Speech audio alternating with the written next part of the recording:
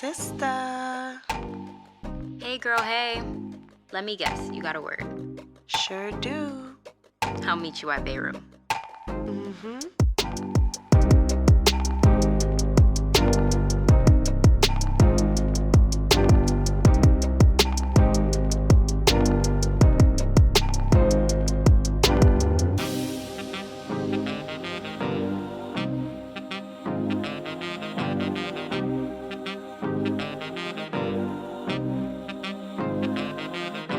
Hello, everyone. Welcome back to Bayroom, or welcome if you're new. Bayroom is a place where we talk all things Black love, Black relationships, what's making us, what's breaking us. So if that sounds like your cup of tea, please like, comment, and subscribe to our channel and catch us everywhere you get podcasts for the audio-only version. I'm so happy to have our guests here today to talk about some maybe hard no's in marriage. I'll pass it over to Elisa to intro our guests. Yes. Also follow us on Instagram at Per. BA. You always forget Instagram. I'm sorry, y'all. BAE.room. BAE.room. Today we have Daisy and Marcus Jennings in the building. Hello, hello. This is family here. Mm-hmm. So we're happy to have you guys to talk about marriage. And not just marriage, but just committed relationships. So like once you're past that dating phase, long-term relationship, marriage, all of those things. And you know, what's a no? Mm-hmm. What's a no for you? So What's Deja. a no from you? Okay. Let's get it. We're going to get into some things, y'all. So really just want to get into what are some hard no's for you, if any? What maybe defines a hard no? Just jump right in. What's a hard no and what does that mean? I would say for me, the biggest hard no would be not being willing to receive a perspective outside of your own. Preach. Like, you don't have to agree, but if you can't even like be objective enough to receive what I'm saying, then What if it's bullshit though? maybe that's the idea of the partnership, right? Yeah. Right. Even if it is BS.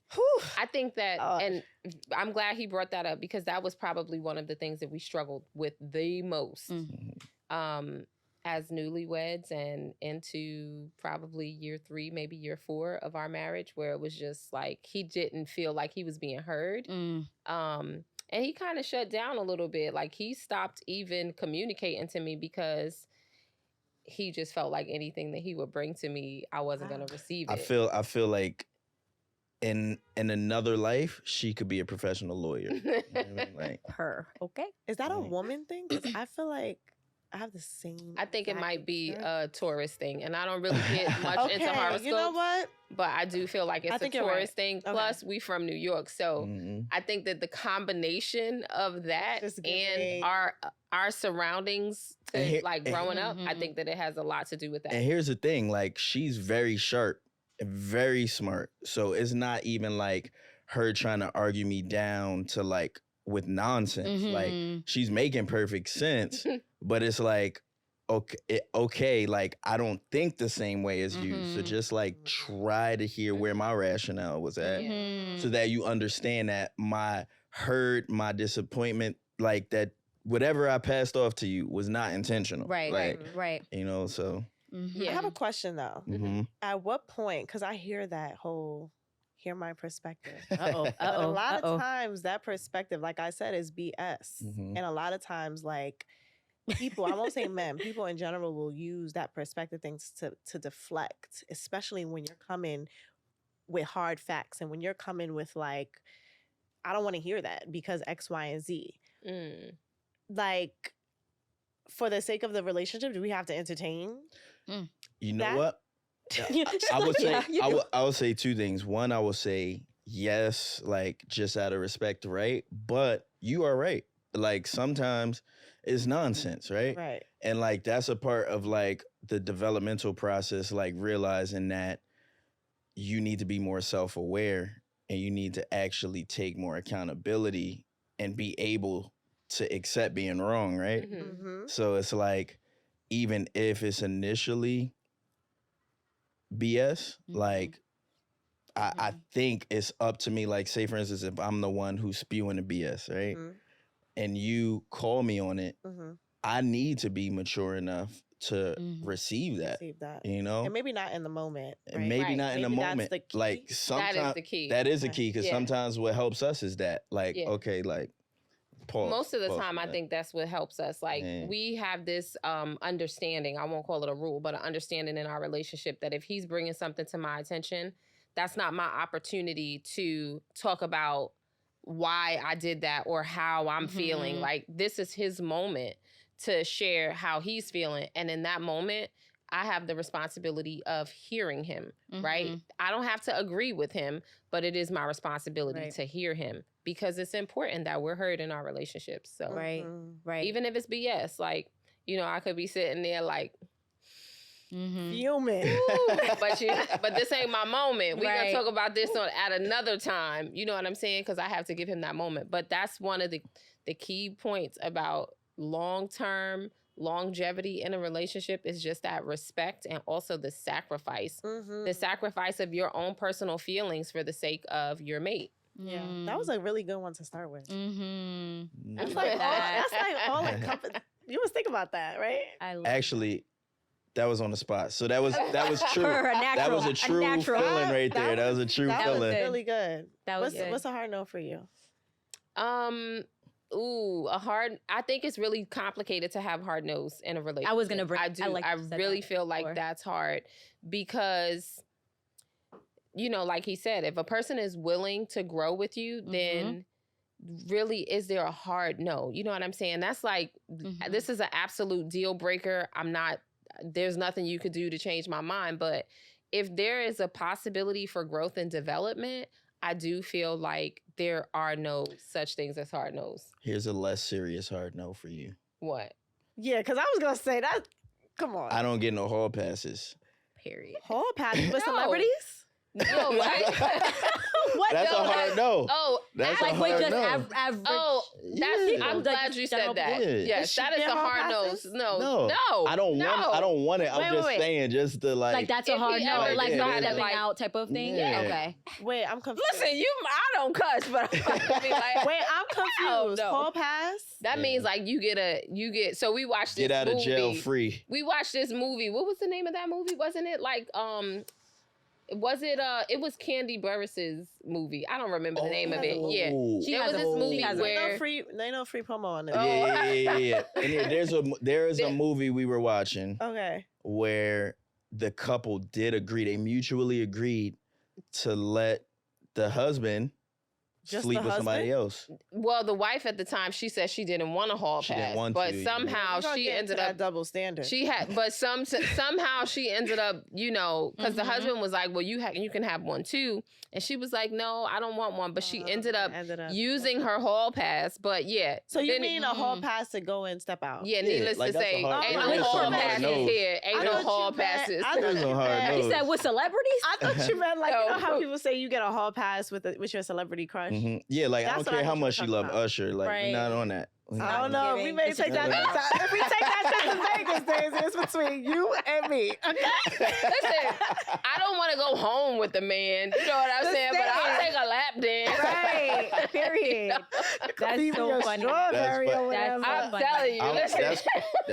That's crazy because we was just in a group chat talking about Usher. That's funny. So funny. Yeah, I don't want to go home. Might be some discussions on the way back home. I can't be mad at that. Because at the end of the day, like, I wouldn't even want to do anything like that because ultimately it's not worth, a moment is not worth this. You know what I'm saying? But like a moment of enjoyment. There's no hard, so I understand the perspective is like, you know, there's no, we've talked about like hard no's can change. Yeah. You know, depending on the relationship, depending on the circumstance. Like what you enter into a relationship, like I'm sure we've all been in a place, especially when you've been with someone for a significant amount of time where we're like, before that relationship, we're like, I ain't never dealing with this or I ain't never dealing with that. And then you deal with that this or that happens and you find the grace. And I've heard someone say like, God gives you the grace. And I say that very lightly. God gives you the grace to, you know, or he doesn't give you the grace. He puts it, he lays it on your heart to have grace for certain things in relationships. And like I said, I say that lightly because I feel like women, you know, we put up with a lot of things that we don't have to. But there are hard no's though. Well, okay. On a lighthearted note, I will say one thing that is not that I'm not okay with cheating. Outside of cheating, I'm not okay with passwords. Like, I feel like I should have not access. knowing the password. Yeah, you know what I mean? Like, he can have a password to his account. He can have a password on his phone, but that should not be like, if I ask to use his phone, I shouldn't have to be like, oh, well, can you unlock it for me? Like, no, I can get into the phone. Not that I want to go looking through his phone, but I feel like if you have passwords that you don't want to share, does that mean you have something to hide? You know what I'm saying? Like, so I believe in total access to individual. I'm not saying that he's not allowed privacy. Yeah. He is allowed privacy, but I still believe that I should have access. As you should. So I do. That's something for me. Yeah. I agree. Currently, like, I've reached a point in my relationship where we don't have each other's passwords, anything. We did have. We had locations, passwords, and everything. But when you go through certain things in relationships and, like, I feel like there may be I feel like sometimes women, when we have access, depending on the state of the relationship, like, I'm trying to think of my words before I say it. That's okay. I feel like it can allow our minds to just, like, wander a little too much. I feel like, and I'm speaking from experience, like, I feel like if I have the ability to go through your phone, I just might. And that's not healthy. Well, and that's speaking from experience. Yeah, you know what I mean? That's like your personal emotion about that, whatever happened with like, that. I feel like, in the very beginning of a relationship, it's different, right? Yeah. In the honeymoon phase, like, you have passwords, whatever, it's cute, like, you're not really going through but like when certain things happen, or maybe insecurity jumps in for whatever reason, or, you have certain issues that spark, like, maybe a trust issue, nothing serious, but like whatever the case may be. And you have that access, like, that is the beginning of like a rabbit hole. Rabbit hole. Absolutely. I can agree with that. I'm sure we've all heard the saying that if you go digging for something, you're going to find something, right? So that's why I'm saying, like, it's not that he's not allowed a privacy, right? Obviously, you can have privacy. He's entitled to have privacy.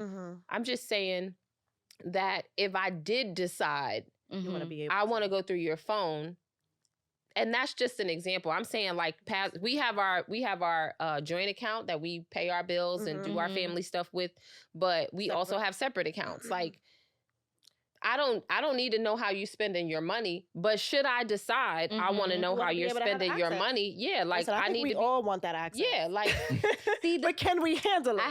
I feel like I fall in the middle, because I agree with that. I should always have access. I just never had it like that, like where I needed it. So, like, I've never, What do you mean? What do you mean? So, I've never had my fiance's phone password or, like, Instagram password, but I've never felt like I needed it, and now it makes me want to ask for it. Really? But, like, I've never felt like I needed it, ever. Like, I've never even felt inclined. Like, joint bank accounts, yes, I have access to that type of stuff.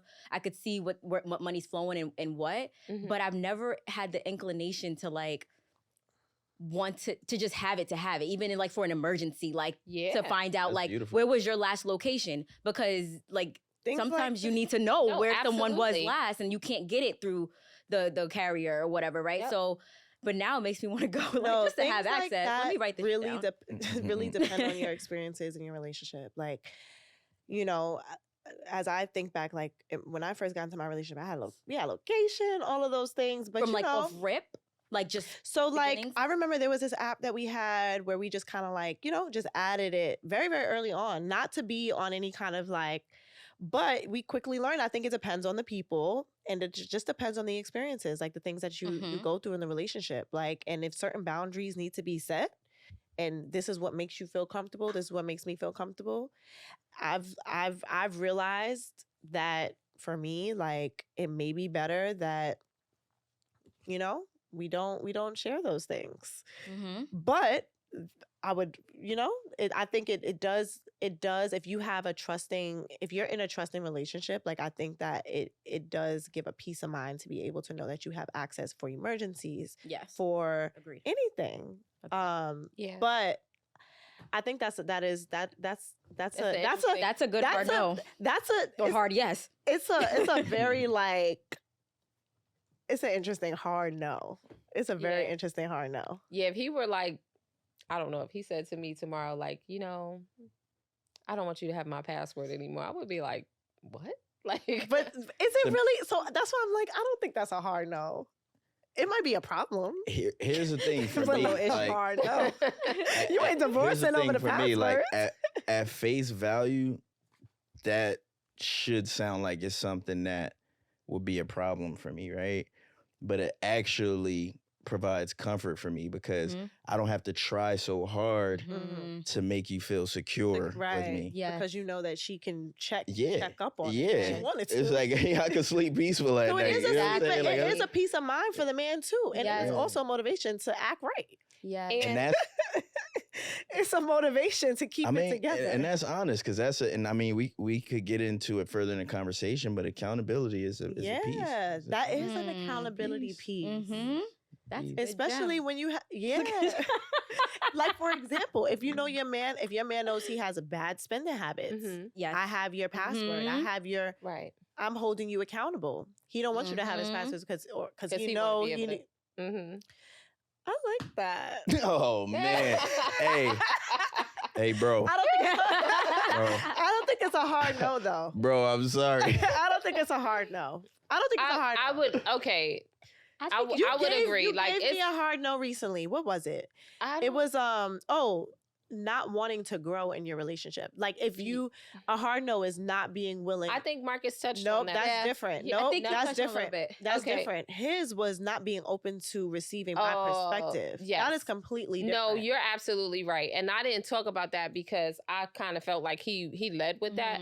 But hands down, that is a no for me. Like, if you are just so stuck in your way that you are not willing to even take a look introspectively to see if there's anything that you could do to be better, I'm good.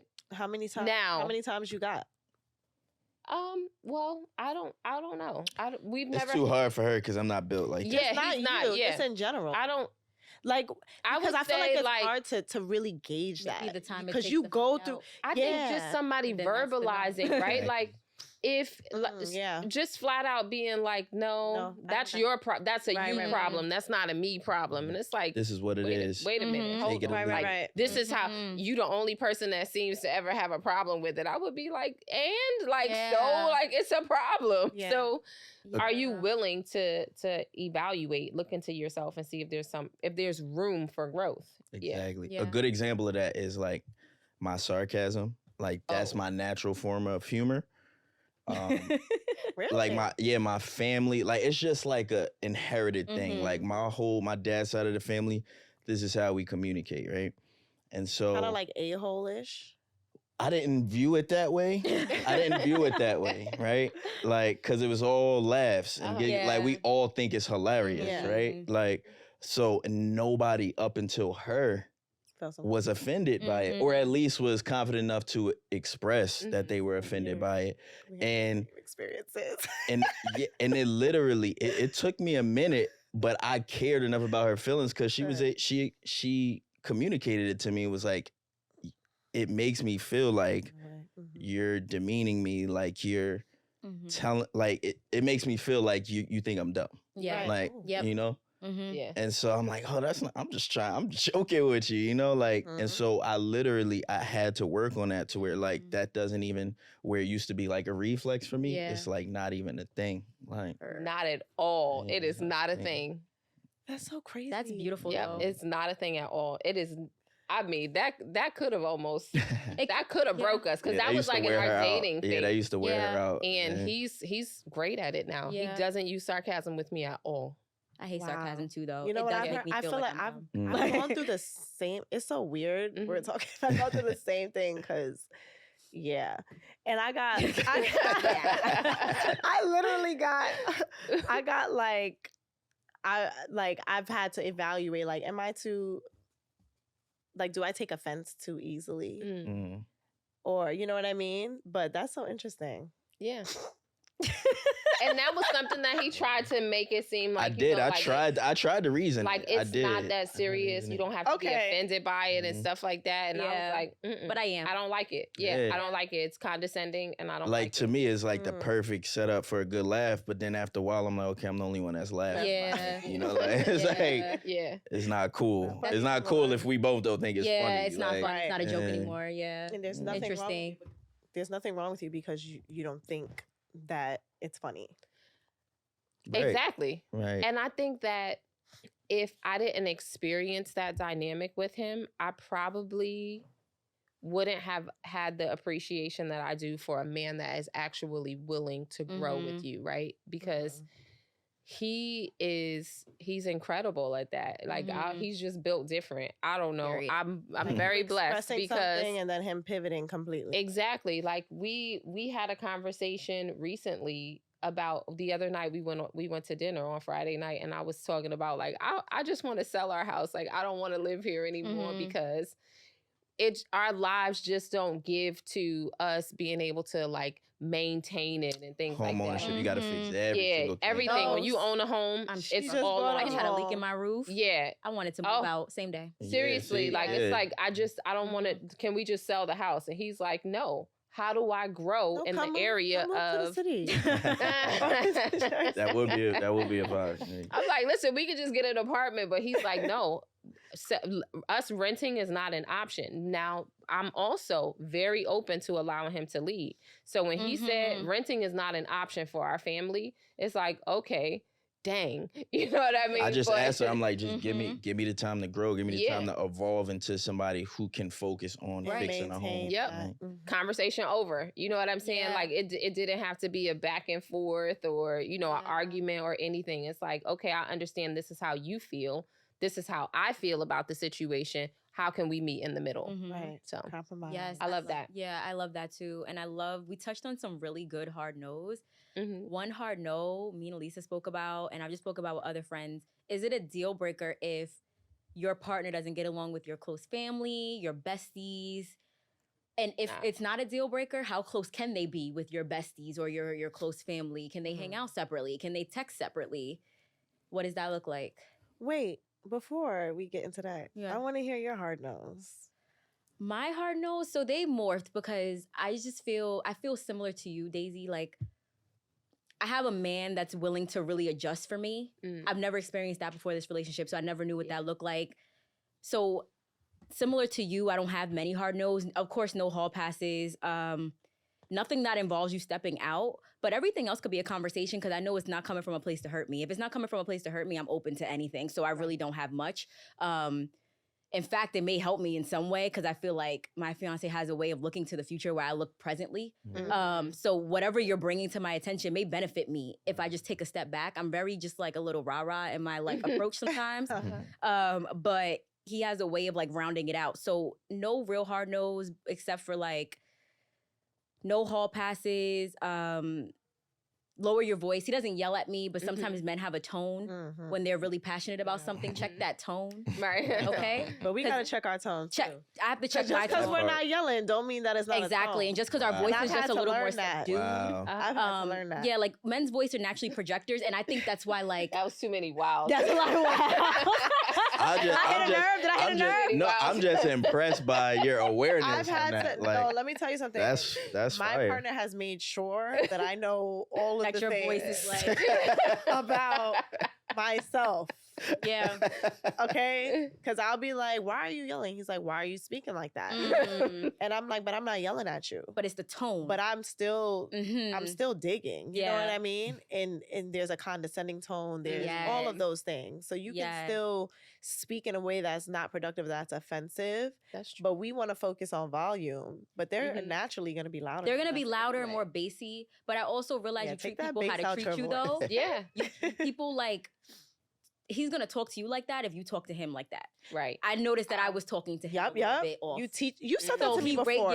Or you said that in a different episode. You teach people how to treat you. Yeah. So I noticed I wouldn't yell, but my tone would be condescending or I'm right. Like I made this decision, I'm right. And you're coming to me, I don't want to hear any of that. Like I'm right. And that's why he had to get a little more like puff the chest a little bit because he's like, no, please, ma'am. Like relax, pipe down. So That's my hard no. Is like when you raise your voice at me, I check out. It feels a little more attackatory. That's my word. It feels a little more attackatory. So that's my hard no. Keep that tone. Keep that level. That tone. She said that in the first episode. But everybody coming at me with that now. Yeah, I made that. Yeah, I coined it. That's so crazy. I'm resonating with a lot of the things that y'all are saying. So you have one? Yeah, what's your hard no? Hard no. I'm thinking, and I feel like hard no's really go for like the really early stages in your relationship. And I feel like your hard no's should be your guide to how to date and who to date, right? Like your boundaries. So that by the time you get into relationship, it can be a more flexible thing that we're talking about. I feel like this hard nose conversation, I'm just now starting to feel like this as I'm listening to you guys, is more so for like the dating phase, right? So a hard no for me is anything under 6 feet. Okay. So like, don't even like slide in the DM. Don't even like nothing. A hard no for, and again, this is dating, right? A hard no for me is at this age is broke. A hard no ambitious? For me is it giving ambitious? Ambition. No, you done with ambition. You like, I can't date your ambition. Like, over it. Okay. No a hard no rappers. for me. And these are all things, like I said, like, and I want to reiterate because everybody's thinking I'm talking about current relationship in episodes 2 and 3. We're speaking about like dating.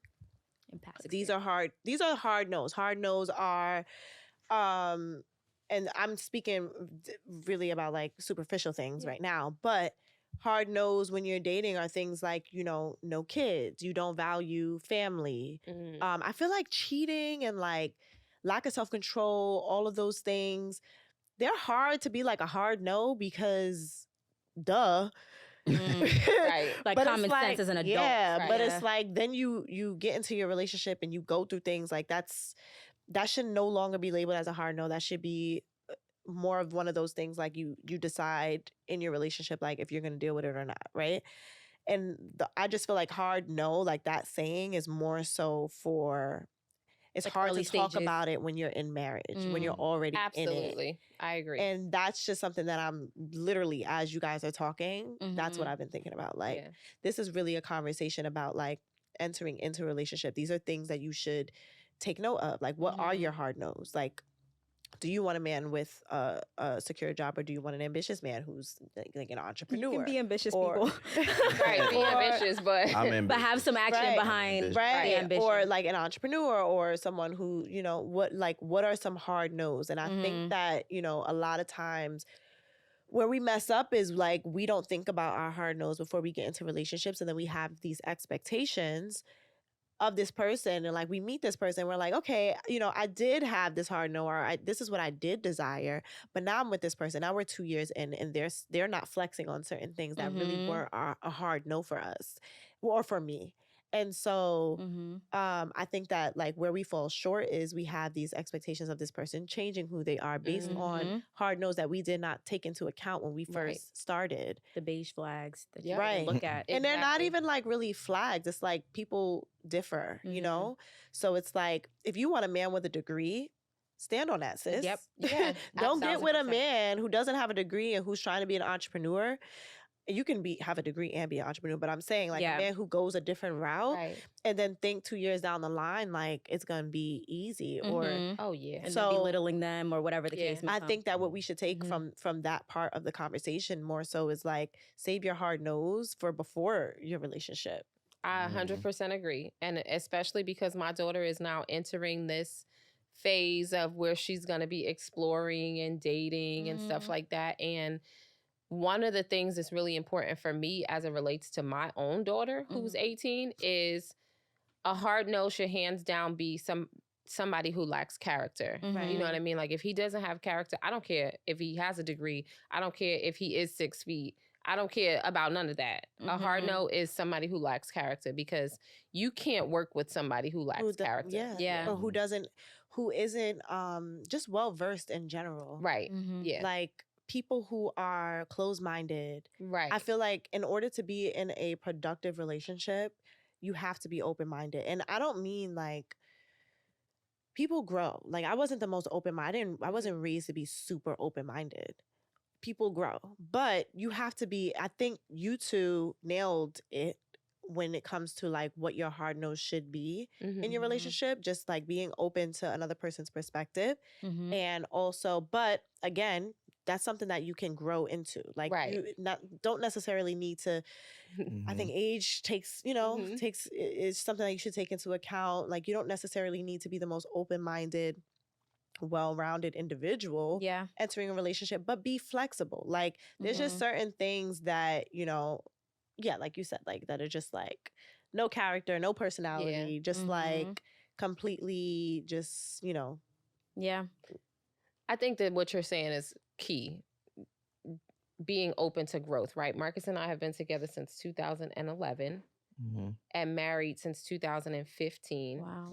And I mean, like our relationship has literally evolved. Like, you know what I mean? I mean, because if you think about like that span of time, like just as separate individuals, you go through different growth stages, Your so own you can only imagine experiences. spending that much time as a unit. Right. Yeah. It's a beautiful thing. Beautiful thing. It is. Now back to the question at hand. Close friends, family. I know we kind of had some nods of no. Not that it doesn't matter, but it's not a hard no if they don't get along with your close friends or family. People are different. But if they do, how close can they be? That's what I was going to say. I would say like there isn't a hard no. There's just boundaries that just start to come into play. Like I can remember for one season of my life, there was a friend of mine who added so much value to my life as an entrepreneur. Like at being able to be attached to someone so ambitious and like successful and like just like championing me to like step it up. Like that was gold for me, right? It like helped lead me to where I'm at today. But on the leisure side of it, wasn't productive. That character was a little shaky sometimes, and so for her it wasn't like she saw the value he brought to me on the encouragement side, but she also knew about the opposite side of that as well. Right. And so it was like, okay, cool. Like, I'm not going to say y'all can't kick it, but if y'all spending too much time together, then I'm only left to assume some shady business, Yeah. Because I'm a believer that there's a saying that says, show me your friends, I'll tell you who you are. Yeah.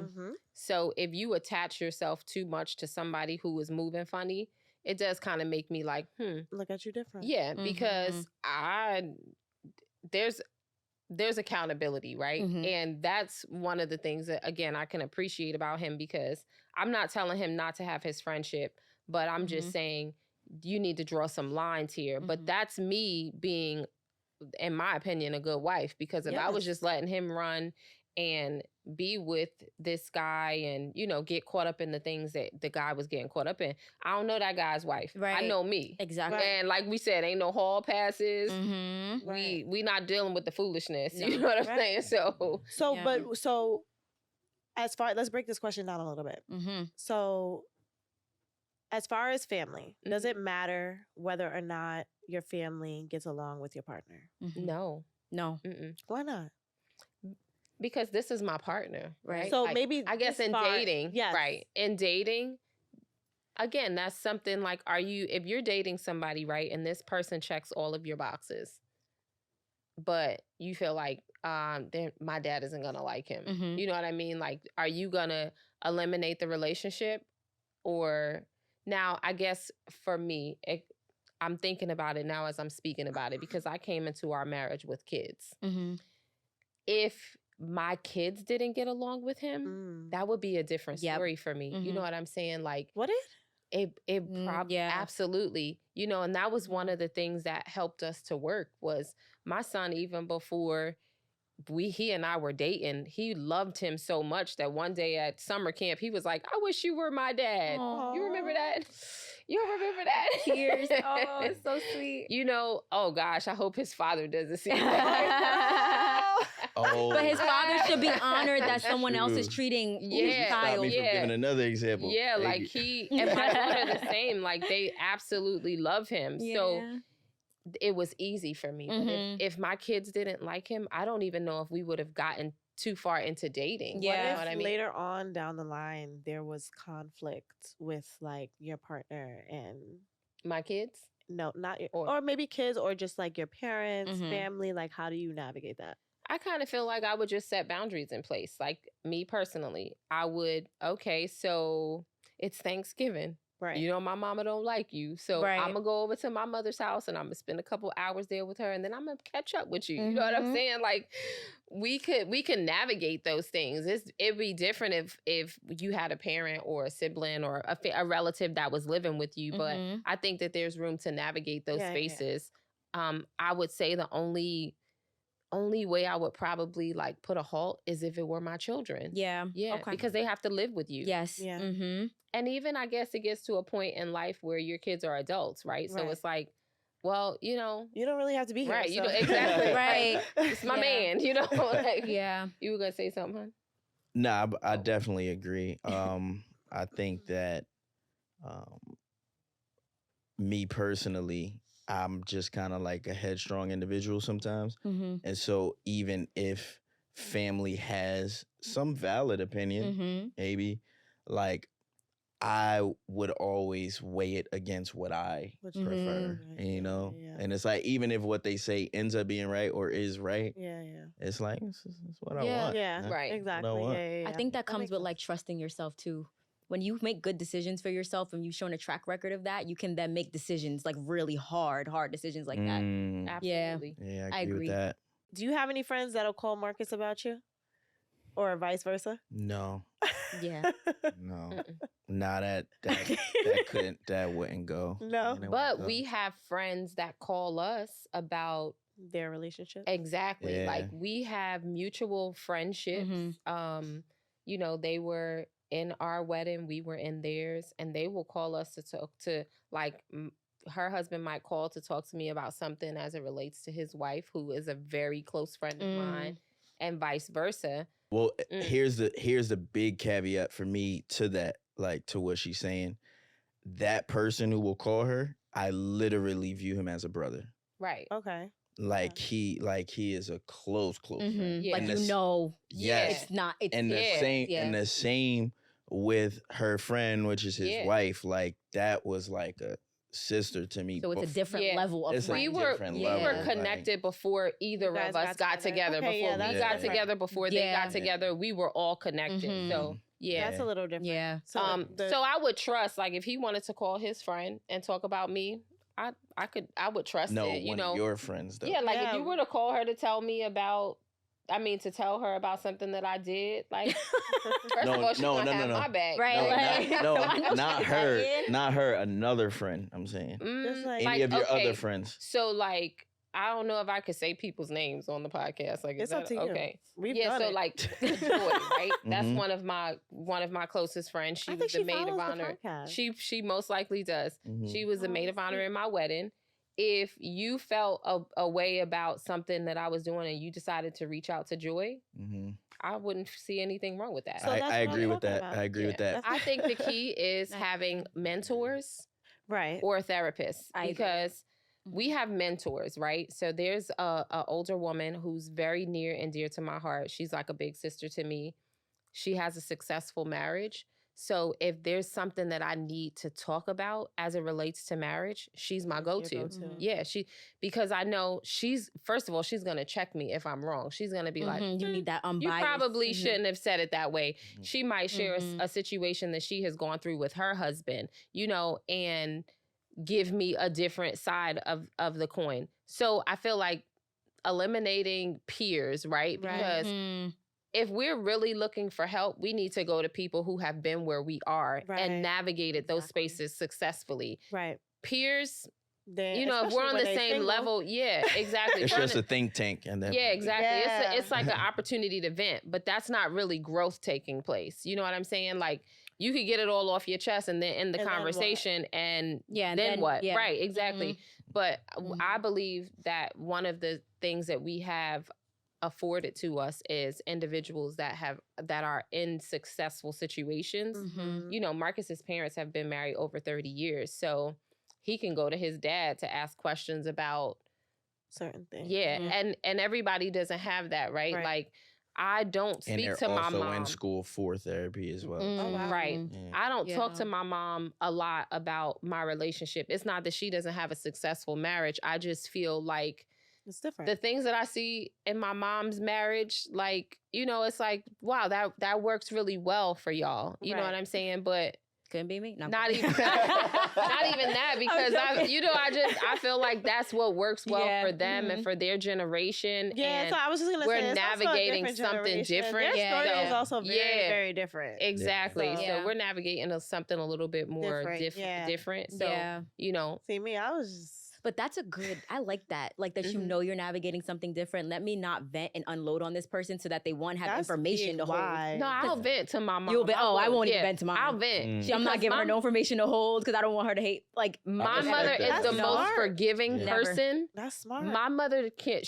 I don't think she could hold a grudge if she tried. Like that's a key. That's a key element. That's a key element because if she wasn't, then it would be important to. Yeah, I think the key is also like knowing who to speak to. We talked about this. Yeah, knowing who you're talking to. Knowing who you're talking to. And my mom literally, she will listen and she won't say anything. Like it literally is just an opportunity for me to vent. Oh, that's beautiful. It's usually like if we're driving someplace, right? Like I'll just I could vent to her and it's like as I'm driving, it's flying out the window behind her. You know, she's just like letting me get it out. Does she give you advice though? She really doesn't. I feel like she just listens. Like she allows me. Yeah, she's an ear and a She's an encourager for sure. She's definitely an encourager. Like there's been times where I've like driven Daisy up a wall and she's done with me. And her mom is like, not yet. Y'all will be okay. Yeah. What's her sign? Sagittarius. Ooh, yeah, Sagittarius. But they're typically not like that. But you have a gem. She's different. Yeah, my mom is different. My mom is different. She literally is a gem. Yeah. You have like one of one. Yeah. I love my mom, by the way. She's an awesome mom. She's a mama bear. Like she will hold on to that, and that's something that she'll keep in the back of the mind. 10 years later, you come back to me with something. Oh, I remember when you told me in 2023 that so-and-so was doing that. Yeah. I feel like I don't vent to anyone about my relationship at all because I don't feel like you're equipped to give me the advice that I need. Not that you haven't went through what I've gone through or whatever. I just don't feel like a lot of people are equipped. So why unload on them and then expect something you can't get back? But the friend thing, like the close friends thing, that's what we're talking about. I can't have it. I can't even imagine someone calling Sam to talk about like our issue. He's not an open book like that.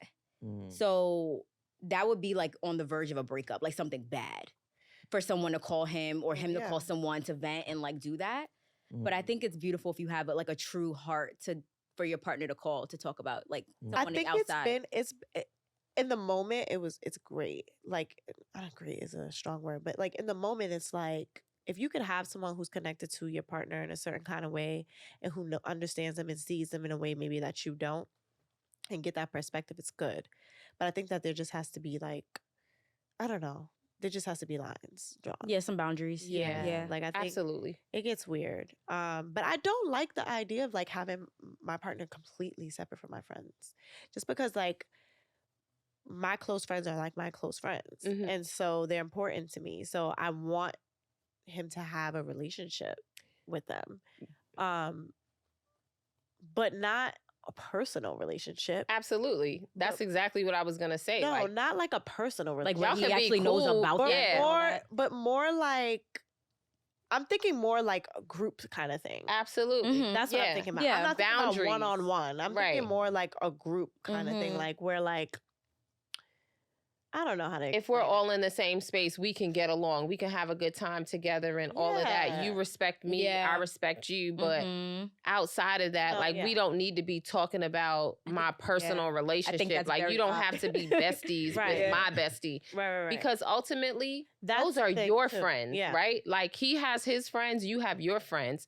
Your friends are supposed to be there to listen to you. You know what it is? Like, let me give you some perspective. So my high school friends, the majority of them are with their high school sweethearts. And we all grew up together. And so like, I'm not going to go and call one of them, but like, we're close like that. Like I've watched them grow up. They've watched me grow up. Like they're the homies. Right. So it's different. So I guess that's what I'm kind of like equating it to a little bit. Like kind of, expecting the same closeness because, like, with my partner, because of the dynamic that we already have. Does that make sense? Oh, because he's the one coming like from the outside instead of like the high school. So it's like, okay, yeah. So it's like if we're all doing something, right, and everyone has their partner there, that's because we all grew up together and we're all literally friends. Yeah. Right. But he may not be interested in coming because these are not his people. You know what I mean? Unless it's like one of those couple things. Like he may not be that interested. So that's what I'm talking about. And I feel like that has to be respected because that's, of course. Yeah, like it's just like, oh, okay. As long as he's not saying, I'm not comfortable, you can't go. You know what I mean? Right. Like, No, that's I'm going to sit this one out. You go have a good time. Right. You go have a good time with your friends. Right. Or do you just feel like you always want him there because it's couples and it's like, I don't want to be like if it's couples, then yeah. No. Okay. But to be honest, like there's been situations with my friends that like there were a couple couples and like maybe just because we're all friends, like we're all a big group of friends, so it's different. I'm learning. Like I've really had to learn the ins and outs of just like the dynamic, just in relationship in general, like with your friends, with just everything, all the things. Yeah, it's a learning curve. Like it's a learning curve. And I think that what's important is if you're reaching out to a friend or your mate is reaching out to the friend, what's the real objective? Because if the real objective is not just to get perspective, but to figure out a way over the hurdle, then what's the problem? Right. I agree. I mean, the one reason I can understand where you're coming from is because, like, my ego just would not allow me to call one of her friends. Maybe that's what I'm thinking about. Like, I just can't see it happening. Like, yeah, you know what I mean? Like, what like a woman would do? Because it's like, what can't you handle? My mind is like, what can't you handle at home? Why you need to? Why? And my thing is like, not only what could I? Why can't I figure it out on my own? But also on top of that, I'm not about to let any of your friends know that I can't handle this. I think that's where I was going with it. Yes, that's where I was going with it. That does make sense. Yeah. Yes. Ding, ding. Yes, that's exactly where I was going with it. Desperate times calls for desperate measures, though. Facts, but there's a lot. I be feel real you, desperate, but though. yo, I feel. That is like, I mean, if he's going to one of your friends, like he is like a last ditch effort type of thing. Like that's how I feel about it. Yeah, but I've never done it. But that's the logic that I have behind it. You just put it. Thank you for helping us there. Okay? I couldn't articulate myself. Thank you. I couldn't articulate myself well, but you summarized it. That's exactly what I feel. Even though that is bias and that's it's not fair. But no, him saying that makes sense. It makes sense. It does. Yeah, that makes sense. Yeah, that makes sense. Okay. Boop. Okay. So what we want to jump into next is grace. Yeah. Grace being extended for the male, grace being extended for the woman in relationships. What does that look like? What biases are there? Lack of gender roles. We spoke about this on our call. Lack of gender roles allows like some grace to be extended more one way than the other way. What are your thoughts on that? Does that exist? Should that exist? What are we thinking? Absolutely. Hands down, grace needs to be extended both ways, right? Because we all are wrong at some point. Yes. I believe that oftentimes we are quick to be offended, but we don't ever want to be in the seat of the offender. But we're human beings. So naturally, there are going to be times that you're the offender. And the same grace that you want extended to you as the offender, you have to be willing to extend that grace when you're offended. Period. So this, I want to break this topic down a little bit because that's very, very high level.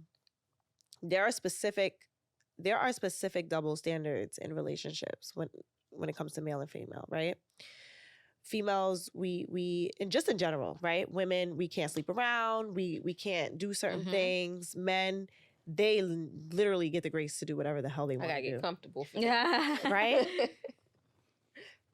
And I don't know too many men that's giving grace for some of the things that they're given grace for. And so that's what I kind of want to break down a little bit. Like, is there a double standard? We had this conversation the other day.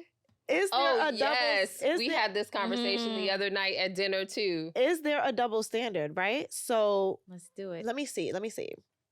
Do I want to give an example? I'm going to give an example. I have one. Go ahead. So we watched this video the other night at dinner of the guy sharing that he was upset. So evidently some girl told her husband that she cheated on him. And they were having a conversation about it. And the guy was like, I was mad. And another guy was like, why? And he was like, because he took her back. Oh, yeah, that's the one I sent you. Yeah, oh, that's the video that we were watching the other night. Yeah.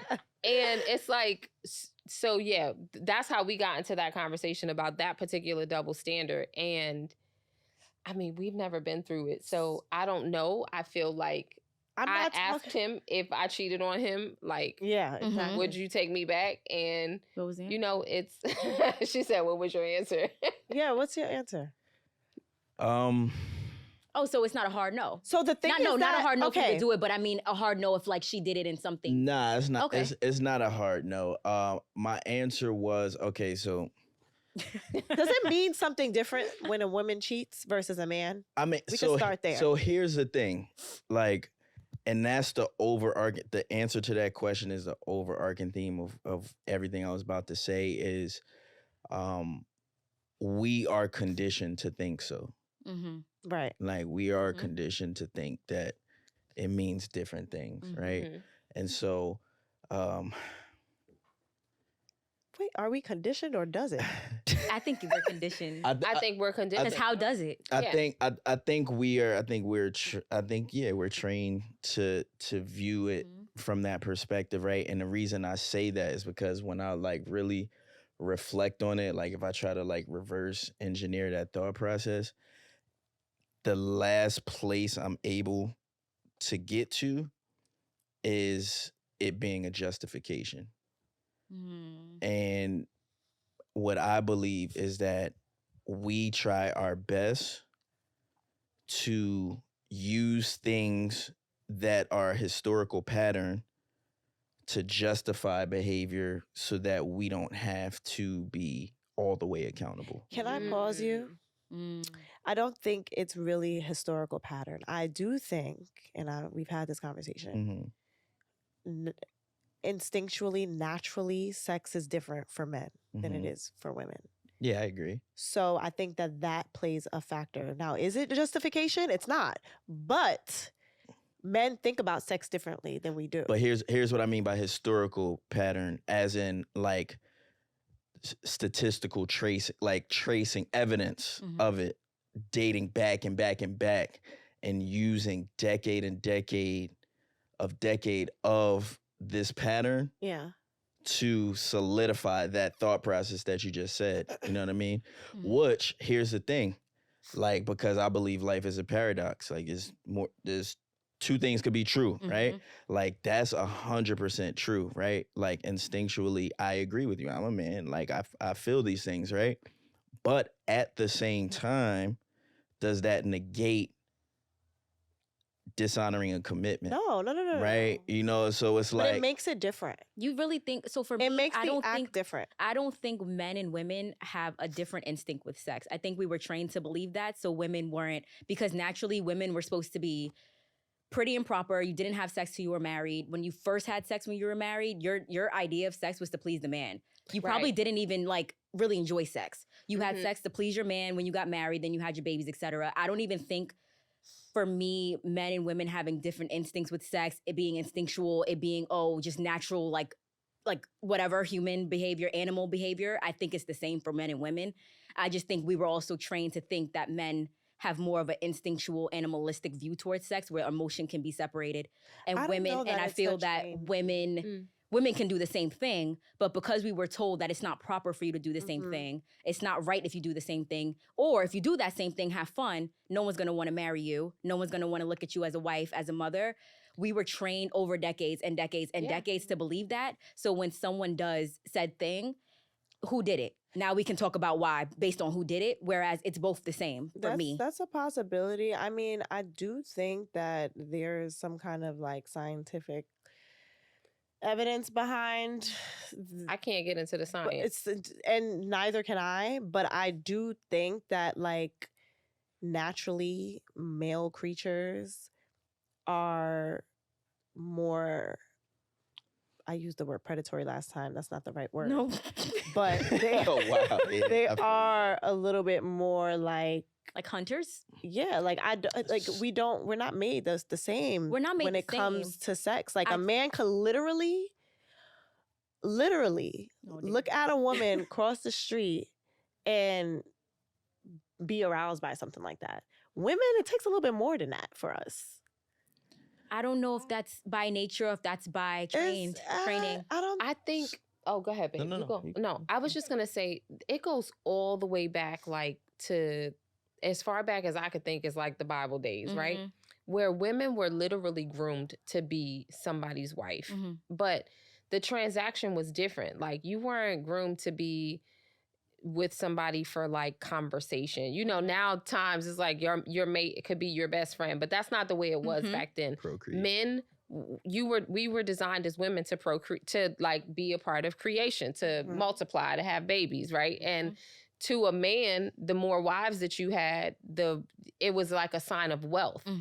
So I do believe that, I don't know if it's the science behind it, but I do believe that there's a conditioning for us as a people, if we go all the way back to that time, where as a man, the more women you were with, it was like an expression of like manlyhood. Exactly, like of your manhood. And for a woman, if you were pretty enough to be chosen, you know what I mean? If you were pure enough to be chosen for a man to marry, then that was your claim to fame. But you know what I'm saying? Conditioning or not, like evolution exists, right? So like even if it is because of conditioning, like it is what it is. It is. So now, I don't know. Do you guys believe you can cheat on your partner, or a man can cheat on his wife and still love her? Absolutely. Okay, so can a woman do the same? Absolutely. Yes. Yeah. 1000%. I really don't. I think my thing with this is that I just don't see a difference in men and women when it comes to sex. Women have healthy sexual appetites just like men. They just express it differently. Women work in brothels. That's how they, but chosenly. Like they can do other things. So I just feel like it just looks different. It shows up different. So one can argue like, yes, men are more instinctual, predatorial, that's not my word, but men are more predatory. Men are more like that, but women can be the same. It's just we by nature don't even have those traits. I can't be predatory. That's what I'm saying. No, but like predatory. I can't be predatory. I'm not strong and built like a man. How am I going to go and act predatory if we're using that word? I mean, but animalistic, women, there's some aggressive women no, out there are. And to you guys, big up to y'all. But like but healthy in terms of like healthy appetites with no connection. Can I still love my partner if I cheat? Can I still have an instinct? Can I be aroused by somebody walking across the street? Absolutely. I think there's no different between men and women. It's just how it shows up, how we were conditioned in media.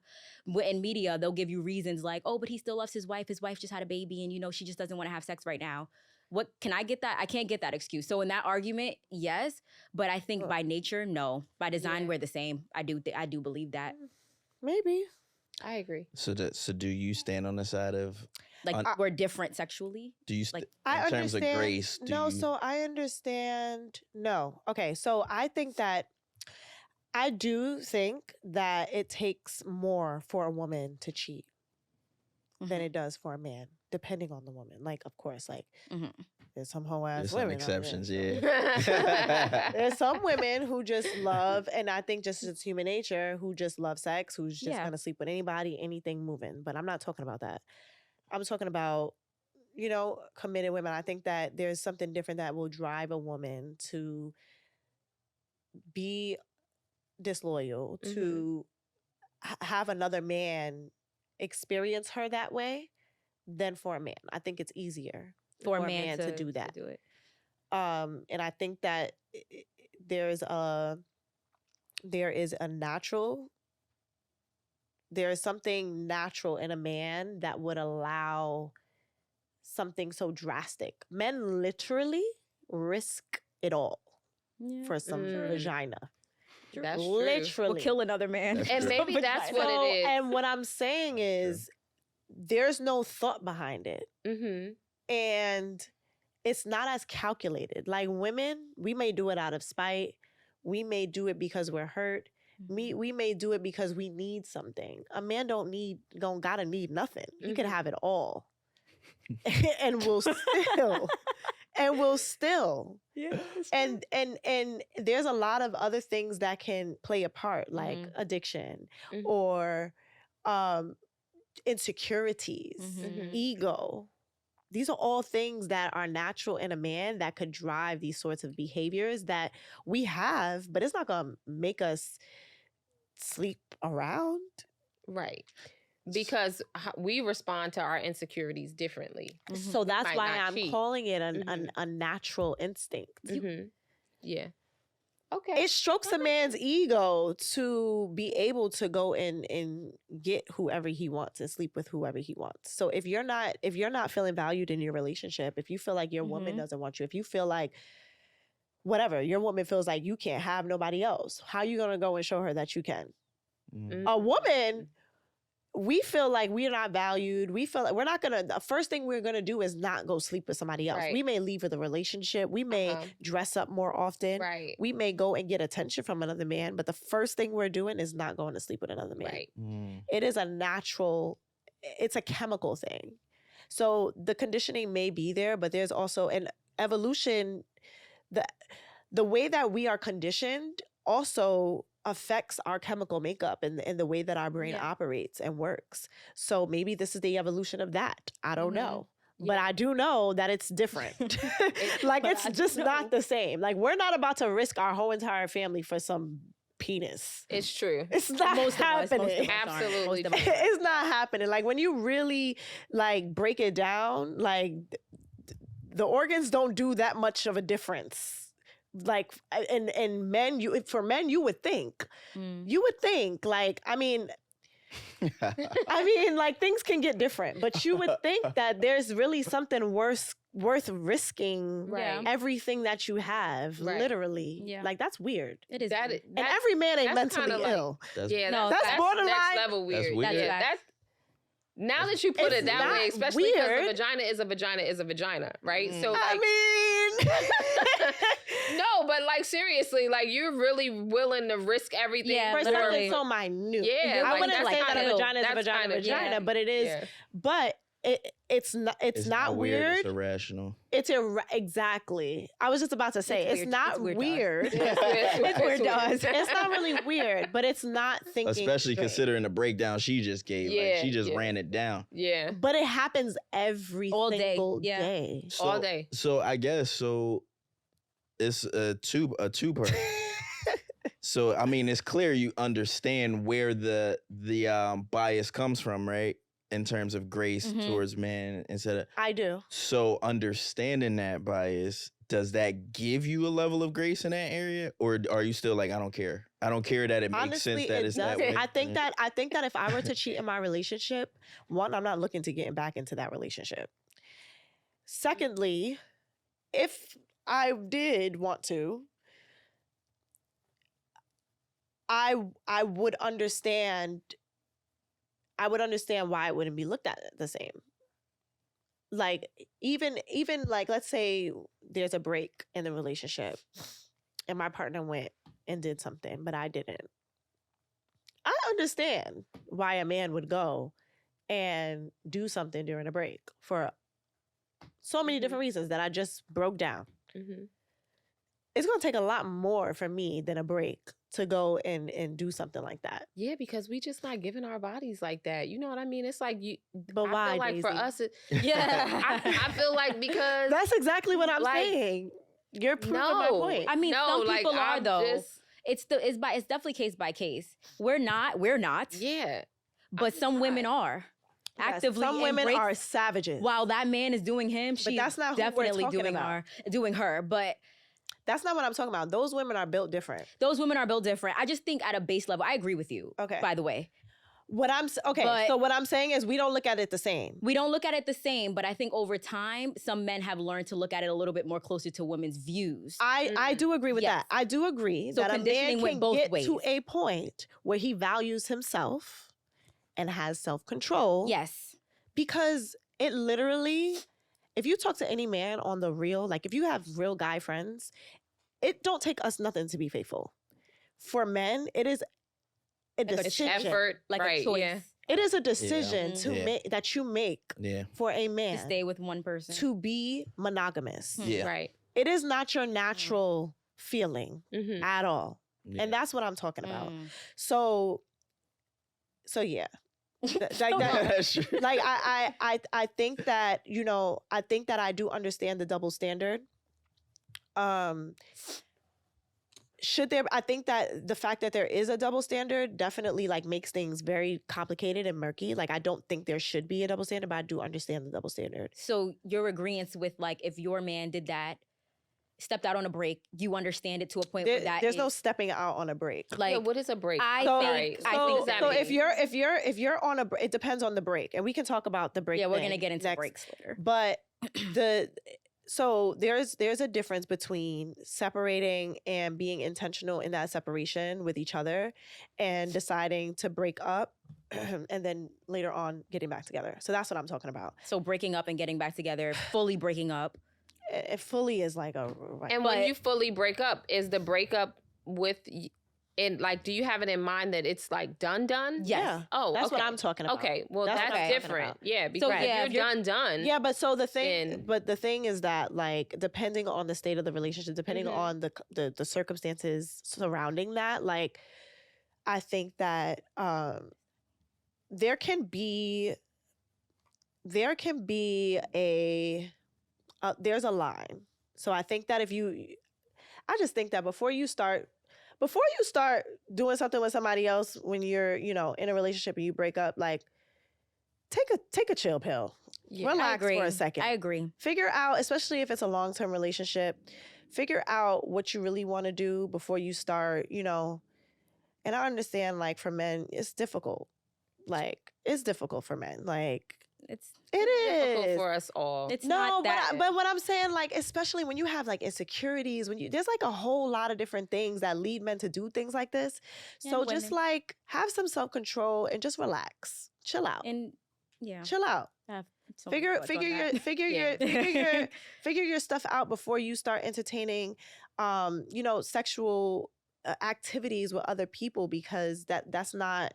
It's not progressive unless you're just trying to like live your life and you're trying to make that break. Yeah, like if you really, yeah, exactly. Then like you made your decision. Exactly.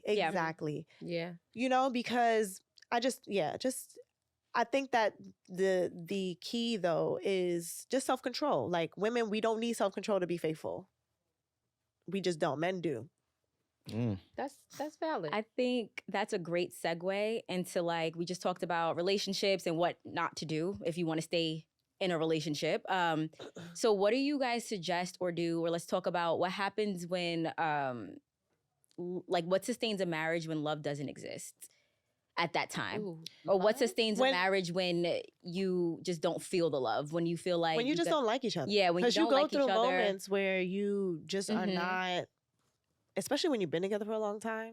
So y'all ever looked at each other and be like, I don't... Yeah. I was going to tell you to go first. Oh. That's fine. I think there have definitely been times, full transparency, where I've looked at him and I'm like, oh, you know, like, you're here again, you know. But if he wasn't there, you'd be tight. Like, you know, I don't know. We separated one time during our marriage, and honestly, it didn't really feel that bad to me. You know what I mean? Like, it was like, okay, I could get used to this, literally. But could I really? You know, I felt that way in the moment. Do I want to be single again? No. And I always say this. I'm a firm believer now that I'm so glad that I didn't throw in the towel at that point in our marriage, because after, like, once we got over that hump, it was like, it wasn't even a hump. It was literally just like all up from there. You know what I'm saying? But it's like, you look at the mountain and it just seems impossible when you're looking at the mountain. But once we started taking those steps and climbing that mountain, it was like, oh, okay, this really ain't even a mountain. This is like a hill. You know what I'm saying? Yep. Like, we can do this. But I'm just glad that I didn't give up. But yeah, there were definitely times where I was like, I think what you do is you have that accountability. You have people around you that are going to encourage you the right way. In the breakup. Yeah, and not champion, like, I'm okay. There are reasons for people to break up, obviously, but almost everything can be worked through. Almost everything. It's a choice. Absolutely. You just choose. And when you have accountability and you have two individuals that are willing to take the steps and do the work, it's possible. So I feel like when when we're in those, like, one of those ebbs, in a marriage, you have to want to push through. Both parties have to want it, and you honor the commitment at the end of the day. I think what people forget, or not what they forget, what they don't know or what they don't realize is that, like, in the beginning, like, you get the, you love, you feel the love, right? Right. And then once that kind of, like, not wears out, but, like, once it's no longer that, like, giddy feeling, love is more so just like the everyday choice to be with this person. Yep. It's not like you're going to feel this feeling all the time, every single day for the rest of your relationship. Like, it's an active, it's an action. It's an active decision. It is. To be with that person. Yeah. Yeah, I 100% agree. I think that when you get into those moments of, like, not really feeling it in that season, I feel like it's, for me, what I've done, like, from a practical sense, is, like, tell myself to try to be as selfless as possible. Because I know that usually what's driving me to that point is just because I'm, like, feeling some unfulfillment, or it might not even have to do with her specifically, just the many layers of life, period. Or maybe you're going through something internally. Exactly. You know what I mean? And so I just might not be there. I might not be feeling it, and so I try my best to focus on, like, okay, instead of taking this negative energy and using it to hyper focus on all the stuff I can't stand, let me just, like, place my focus on what she needs or what the house needs. You know what I mean? Like, just focus my energy elsewhere, because it takes self-awareness, honestly. Yes. Because, like, yes, indeed. it, without self-awareness, without self-control, like, without your ability to honor commitment, like, a relationship is far more tedious. Yeah. It's Feels like just work. far more tedious. Like, I agree. you have to be able to do that, because, like she said, once you work through that and the sky is clearer, it's like, oh, like, I was making a mountain out of a molehill. Yeah. Like, it's like, this could have been worked through, and I'm glad we did. Right. I agree with that. Can you talk to us a little bit about that break? What did that look like for you guys? Very interesting. So I'm gonna try to summarize it. I would try to summarize it. Okay, so to make it as quick as possible, we were in that season, a season where I was not communicating effectively. I was, like, pretty much shut down. If I was displeased about something regarding her, she didn't know. And that was an active choice, which was unfair to her. And so I can't say specifically, because there's some of our family members who don't really know the full dynamic of our situation, but there were just some negative habits that I wasn't letting go of. That was a big issue for her. And it was driving a wedge between us, and it just drove a wedge so long that she just grew disconnected and was like, I'm good on this. Like, I'm just done. And me, I'm not a quitter. Yeah. Like, so I'm just, even if I don't like something, I'm still pressing my hardest to make it work. Like, that's just across the board, business, everything. And I was pushing. I would say, like, almost a year. Maybe about 6 months. Six months from when you were like, I'm done. Like, I'm done with you. But before that, I was, like, pressing even before that. And I tried my hardest. Like, she literally, like, signal was cut off. Like, it was clear as day. She was over me. Yeah. Like, it was clear. Mentally. Like, yeah, out. Like, I didn't have to guess. Like, I knew for a fact she was not feeling me. Yeah. And I was just like, no, Marcus, you gotta be consistent long enough to prove to her why she shouldn't give up. And, like, it's not gonna happen next week. Like, you're not gonna take her on 2-3 dates and then it just be swapped around. Like, she is done. Like, so what you gonna do, right? And so I changed the weather. Yeah, so I was pressing, I was tapping into the mentors. I was tapping into my parents, like just tapping into her mom, like just trying to draw strength from where I could. And I just grew weary. I was like, you know what? I can't. One day I was like, you know what? I'm not gonna fight this anymore. If divorce is what you want, that is what you will have. Yeah. Like, I don't want us to end, but I get it. I finally get it. I respect it. There's Were you okay with that? With up until that she point? was relieved. Oh, she was relieved. Because finally she didn't have to say it. Like she was like, the one to yeah, she was like, thank you. Yeah. Finally. You know what I mean? And so the next conversation was like, all right, well, what does this look like with the kids? We got to figure all of this out. Yeah. And I moved out. I still popped in to see my kids. To see my kid at the time. It was just I was pregnant. Yeah. And even that was weird because finding out you were pregnant with Roman while we were. Yeah. We found out that we were pregnant right at the beginning of the I'm done with this. Yeah.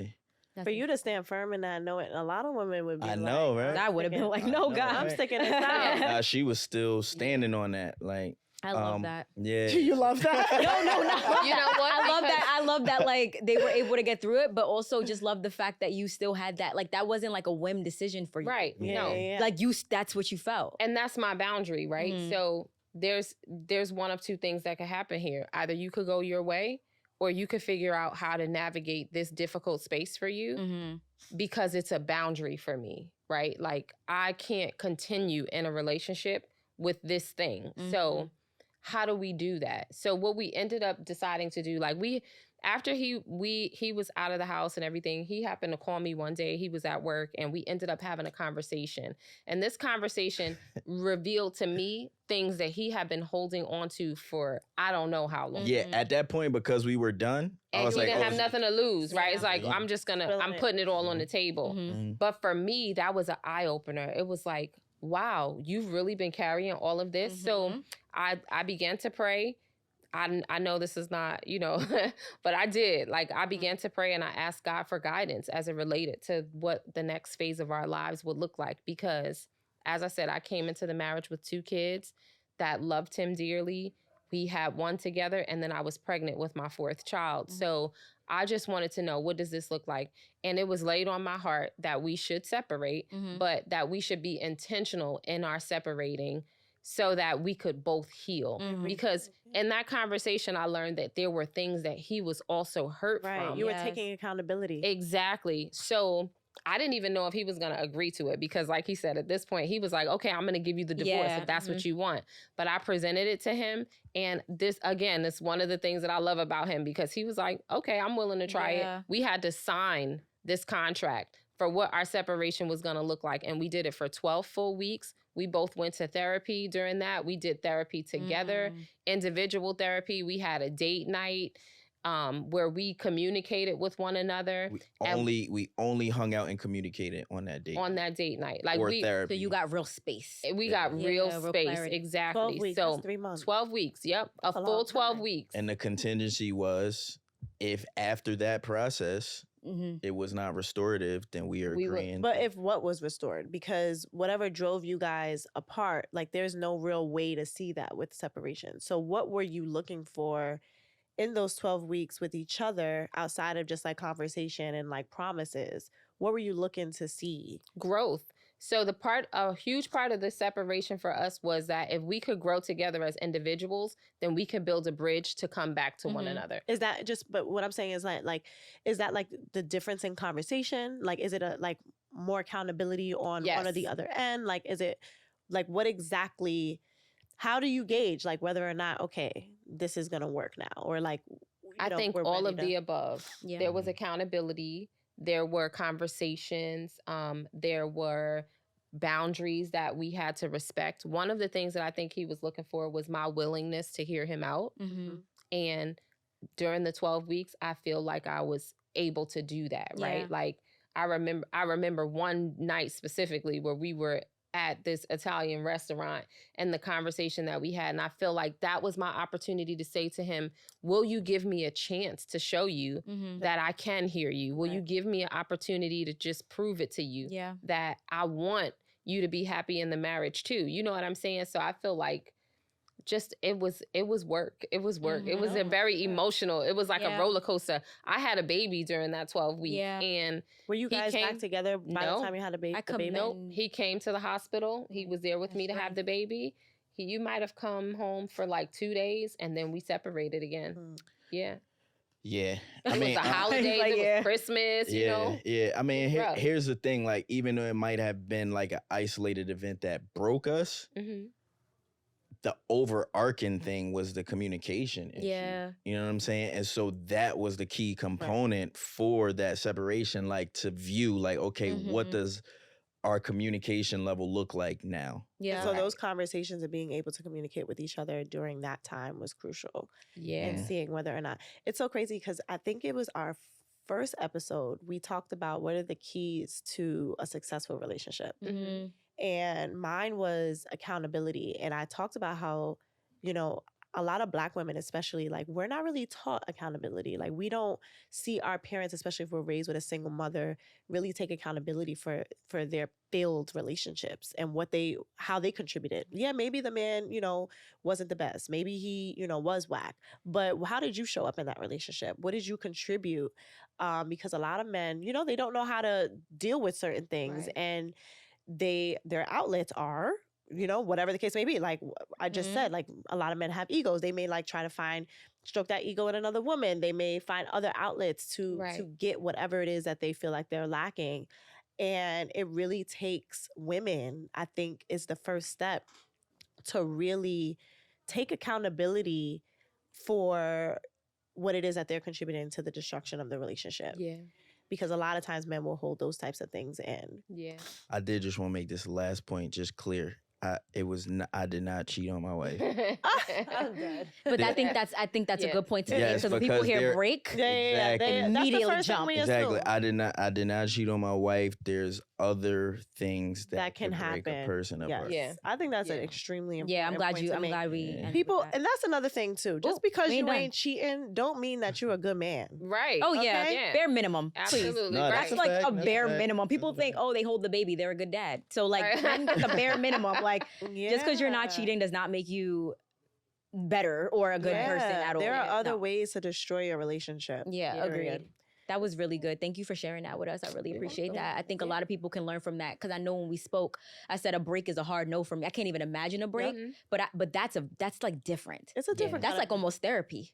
It was like amazing. Yeah, therapeutic experience. It was therapeutic. Yeah. I love that so much. And we came back together just in time for COVID. Right, we were together literally 30 days before COVID happened. Oh wow! And it was honestly some of the best years. Like after the world shut down and we were just stuck with each other after not being with each other. And now you can be stuck with each other. Yeah. And the truth is, I feel like if we didn't do that before COVID, we definitely would not have made it. Yeah. A lot of people told me that were in relationships, they couldn't do it. They broke up during COVID. I find that really heartbreaking. Yeah. I had the best time during COVID. Honestly, like it was a great time. It wasn't terrible. It was a good time. There was some really cool moments during COVID. Yeah. And you got to have it was just a lot of transition. Baby. Yeah. Like be nest. Yeah. Right? Like you got to nest. Definitely got to nest. Have to go to work until maternity leave or have to go to work before that 1 month or that 1 month before the baby's It was a lot of like painting sips, a lot of long walks. Yeah. A lot of we moved during COVID. All of those things. Yeah. Oh, we did paint. Didn't we do paint and sip virtually? Yeah, we did. Yeah. We did paint and sip virtually too. We were trying to get together all ways. Oh, we had New Year's Eve together.